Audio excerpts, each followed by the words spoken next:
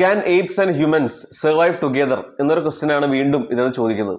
അതിന് കറക്റ്റായ answer may എന്ന character പറയുന്നുണ്ട്. സീസർ എന്ന ലെജൻഡറി ക്യാരക്ടർ മരണശേഷം 300 കാലഘട്ടത്തിന് ശേഷമാണ് kingdom of the planet of the ഏപ്സ് എന്ന സിനിമ എസ്റ്റാബ്ലിഷ് ചെയ്തിരിക്കുന്നത്. കഴിഞ്ഞ 3 പാർട്ടിന് ചേർന്ന ഒരു കറക്റ്റ് ഒരു സക്സസർ ആണെന്ന് തന്നെ പറയാം. ഈ ഒരു ഇൻസ്റ്റാൾമെന്റ് ഫുൾ ജസ്റ്റിസ് തന്നെ കൊടുത്തിട്ടുണ്ട്. വേൾഡ് ബിൽഡിങ്ങിലാണെങ്കിലും ഫ്രഷ് ആയ സ്റ്റോറി പോലും ഇതിനകത്തുണ്ട്.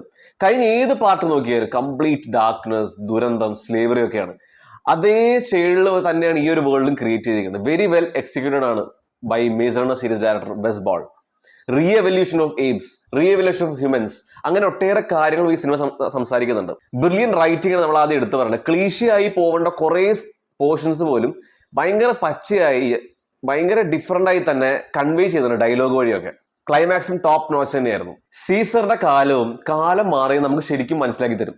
പിന്നെ ഡിജിറ്റൽ ഏപ്സ് ആണെങ്കിൽ പോലും നമുക്ക് ഒരു നിമിഷം പോലും തോന്നൂല അതൊരു ആനിമേറ്റഡ് ഏപ്സ് ആണ്. അത്രയും ഭംഗിയായിട്ട് അവർ ക്രിയേറ്റ് ചെയ്തിരിക്കുന്നത്. ആ ഓരോ ഇമോഷനും ബോഡി ലാംഗ്വേജും മാനറിസവും എല്ലാം നമുക്ക് ഫീൽ ചെയ്യും. പിന്നെ സീസർ എന്ന പേര് അത്രയും വലിയ ഇമ്പാക്റ്റ് ആണ് ക്രിയേറ്റ് ചെയ്തിരിക്കുന്നത്. അത് നമുക്ക് ശരിക്കും മനസ്സിലാക്കി തരാം. ആ പേര് എടുത്തെടുത്ത് പറഞ്ഞ ഓരോ നിമിഷവും. DOP ഗംഭീര വിഷ്വൽസ് ആൻഡ് ക്യാമറ വർക്കാണ് ചെയ്ത് വെച്ചിരിക്കുന്നത്. ആ ഒരു ജംഗിൾ ക്യാപ്ചർ രീതിയാണെങ്കിലും ആ കംപ്ലീറ്റ് സെറ്റും അറ്റ്മോസ്ഫിയറും അതൊരു ബിഗ് സ്ക്രീനിൽ തന്നെ എക്സ്പീരിയൻസ് ചെയ്യേണ്ട സിനിമ തന്നെയാണത്. അത്രയും വിഷ്വലി സ്റ്റണ്ണിങ് ആണ്.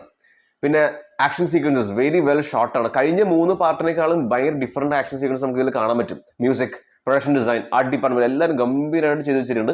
ഇനി നെഗറ്റീവ്സിനെ പറ്റി പറയുകയാണെങ്കിൽ ഫസ്റ്റ് ഹാഫ് ടോട്ടൽ എൻഗേജിങ് ആയിരുന്നെങ്കിൽ സെക്കൻഡ് ഹാഫ് അത്യാവശ്യം കുറെ നല്ല രീതിയിൽ ഡിപ്പാവും. നറേറ്റീവ് ഭയങ്കര സ്ലോ ആൻഡ് ഡൗൺ ആവും. പക്ഷെ എന്നാലും പെട്ടെന്ന് അത് പിക്ക് ചെയ്ത് വരും എൻഡ് ആവുമ്പോഴേക്കും. ഇതൊരു പുതിയൊരു യാത്രയാണ്. ഇതുവരെ പ്ലാനറ്റ് ഓഫ് ദ ഏപ്സ് ഫ്രാഞ്ചൈസ് എന്നെ നിരാശപ്പെടുത്തിയിട്ടില്ല. ഇതും ഈ ഒരു 4th ഇൻസ്റ്റാൾമെന്റ് അത് തന്നെയാണ് പ്രോമിസ് ചെയ്യുന്നത്, ഒരു പുതിയൊരു യാത്രയ്ക്ക് വേണ്ടി. കാണുവാണെങ്കിൽ മാക്സിമം IMAX അല്ലെങ്കിൽ PXL തന്നെ കാണാൻ ശ്രമിക്കും.